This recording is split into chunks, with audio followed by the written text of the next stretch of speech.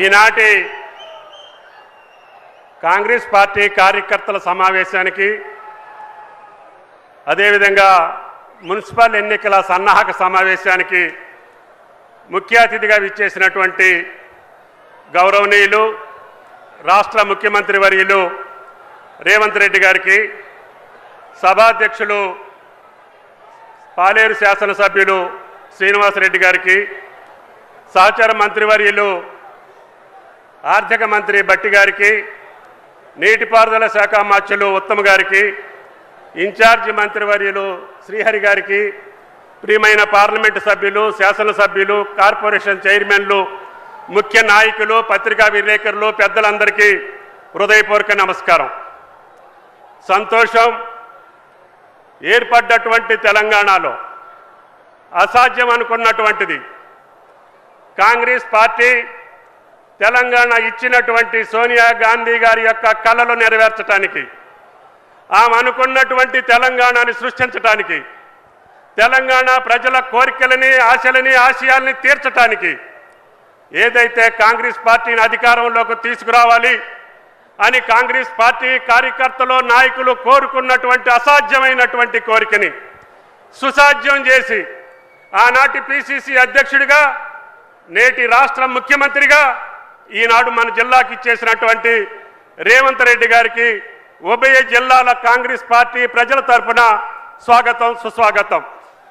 ఈ జిల్లాలో ఎన్నో అభివృద్ధి కార్యక్రమాలు చేసే అవకాశం నాకు సుదీర్ఘకాలం లభించినప్పటికీ నా జీవిత కోరిక, నా జిల్లా ప్రజల యొక్క శాశ్వత కోరిక దగ్గరలో ఉన్నటువంటి గోదావరి జలాల్ని ఈ 10 నియోజకవర్గాలకి పంచాలనేటువంటి ఏకైక లక్ష్యంతో నా యొక్క కోరికని మధ్యలో ఆగిపోయినటువంటి సీతారామ ప్రాజెక్టుకి ఇంకా 4,000 కోట్లు అధికంగా ఖర్చు అవుతుంది అని చెప్పినప్పటికీ ముఖ్యమంత్రి గారు, ఆర్థిక మంత్రి, ఇరిగేషన్ మంత్రి యొక్క సహాయ సహకారాలతోటి గత నెలలోనే దానికి రివైజ్డ్ ఎస్టిమేట్స్ కూడా శాంక్షన్ చేసి ఈనాడు భూసేకరణ చేసి తద్వారా అన్ని నియోజకవర్గాల్లో గోదావరి జలాలు పారించడమే కాదు, భవిష్యత్తులో కృష్ణా జిల్లాలో మనకి ఇబ్బంది వచ్చినప్పుడు కూడా ఆ ఆయకట్టు 3 లక్షల ఎకరాలని కూడా స్థిరీకరించుకునేటటువంటి మహద్భాగ్యాన్ని ఇవాళ కార్యరూపంలోకి తీసుకొచ్చినటువంటి ముఖ్యమంత్రి గారికి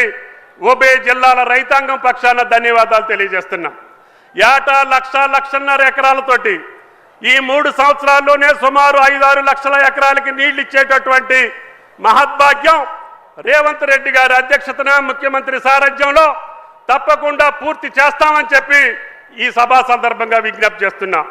ఈ నియోజకవర్గానికి కూడా నేను కొద్ది రోజులు శాసనసభ్యుడిగా, మంత్రిగా ఉండే అవకాశం వచ్చింది.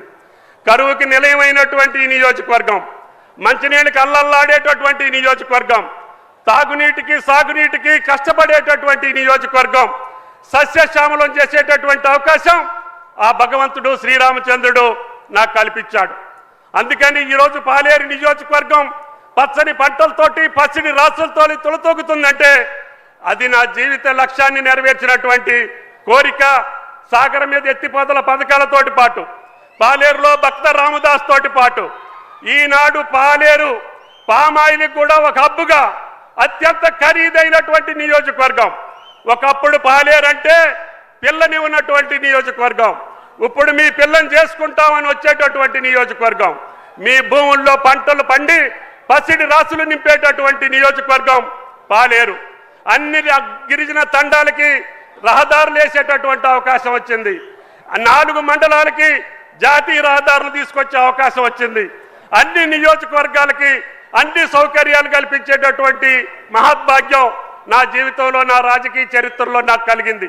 అందుకని రేవంత్ రెడ్డి గారి ఆధ్వర్యంలో, ఆయన సారథ్యంలో గోదావరి జలాలతోటి పాటు ఈ యొక్క తెలంగాణ రాష్ట్రంలో పామాయిల్ హబ్బుగా తయారవుతున్నటువంటి ఉభయ జిల్లాలు ఆయన సారథ్యంలోనే తెలంగాణ మొత్తం ఆ వాణిజ్య పంటను పండించి నా రైతుని రాజును చేసి ఈ యొక్క తెలంగాణ దేశానికి ఆదర్శంగా ఉండేటట్టుగా ఆయన చేసే సంక్షేమ కార్యక్రమాలతోటి పాటు, ఆయనకున్నటువంటి ప్రాధాన్యతలతోటి పాటు ఈ యొక్క తెలంగాణని అగ్రగామిగా నిలిచి భారతదేశంలో ఈనాడు మొట్టమొదటి అభివృద్ధి చెందిన రాష్ట్రాన్ని రేపు 3 సంవత్సరాల తర్వాత చూపించేటటువంటి బాధ్యత రేవంత్ రెడ్డి గారు భుజస్కంధాల మీద ఉంచినటువంటి తెలంగాణ ప్రజల యొక్క నమ్మకాన్ని వమ్ము చేయకుండా ఆయన కేబినెట్లో పనిచేసి మీ అందరి యొక్క ఆశలకు అనుగుణంగా పనిచేస్తామని చెప్పి విజ్ఞప్తి చేస్తూ ఈ యొక్క అవకాశం ఇచ్చినటువంటి మీ అందరికీ ధన్యవాదాలు తెలియజేస్తా.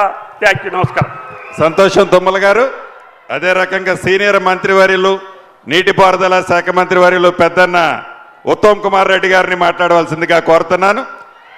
అదే రకంగా ఇందాక పార్లమెంటు సభ్యులు రఘురామరెడ్డి గారు, అదే రకంగా మల్లు రవి గారు కూడా వేదిక మీద ఉన్నారు. వారు కూడా మనస్ఫూర్తిగా స్వాగతం తెలుపుతున్నాను.